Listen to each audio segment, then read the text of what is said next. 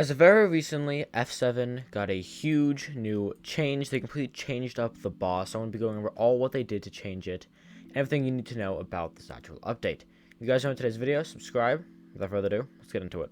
So very recently, like as of an hour ago I was recording, they added and changed floor 7. However, currently it's not as available, it's only open for a short period of time. In this, they changed up a bunch of different bosses, so now it is Maxor, Storm, Goldor, and Necron instead of just Necron. They will also very soon be adding Catacomb or Mastermind Floor 7. It is predicted to roll out tonight as of right now, as of recording. So first, let's talk about the general changes. Floor 7 will now give you more Catacombs EXP, and there is higher loot drops because it will take longer time to complete the actual run itself. So instead of taking like 5 minutes, for example, it'll probably take 7 or 8, depends on how good you are and how experienced you actually get by doing these runs. So, when you go in, there's the first thing you can notice. Instead of Necron, it is Maxor.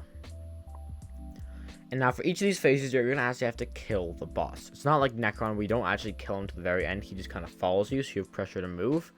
This, you just kill each boss one by one and progress to the next level. So Maxor, for the start, everything is very similar. You grab the crystals, you put them in, then you draw them to the laser. However, this time, you have to do it more than once. The first time you do it, he will drop a TNT and kind of say like, haha, that didn't work, and then leave. Meaning you have to do it one more time, then you can actually start dealing damage to him. The first time he walks into the laser, you actually can't. However, there is one big difference about this. It doesn't automatically pull you down like it did last time.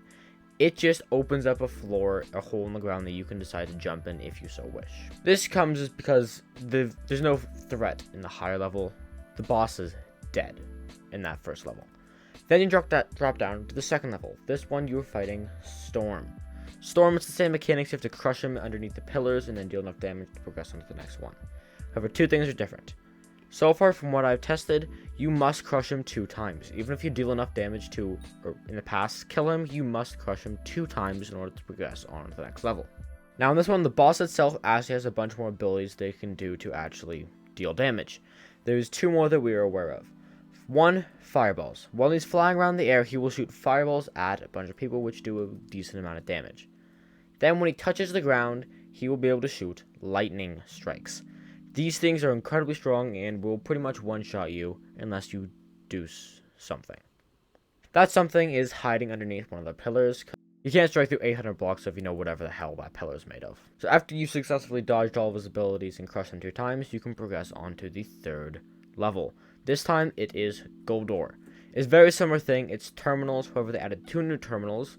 One we have to click and change the colors in a 3x3 grid. I believe first to blue, then red, then orange, and you can progress. So you just click all of them and it changes colors. And there's another one where there's a green bar going across the screen, and if you hit it at the right time to match up with the goal and complete that terminal, you have to do it 5 times. Now throughout this is happening, there is 2 things that are actually happening as well. First, there is giant swords following you for Goldor that you kind of have to dodge and, keep away from because they will kill you. In addition to that, there's also TNT on the ceilings. This will occasionally drop down and deal damage, but as long as you dodge it, you're fine. And at the very end, you actually have to kill Goldor instead of just dropping down to the next level. Open up the passageway, and when in there, you have to go and shoot Goldor. Once he's dead, you drop down to the 4th and final level. This one is Necron. Nothing has changed for this Necron boss because it's, Necron. It's still difficult to do, but it's the exact same. Then, when you go to the end, you get a bunch more Catacombs EXP and higher loot % drops. Now, from what I've seen, there's no confirmed loot drop chance of what these items were and now what they are, how much they've increased by. However, loot chance drops have increased, and you now gain more Catacombs EXP from completing Floor 7. At Master Mode 7, things might be slightly different. However, we will have to see what actually happens with that when it gets released later tonight or whenever it does. Either way, if you guys enjoyed today's video, subscribe, it would truly mean the world to me. See you guys next one. Peace.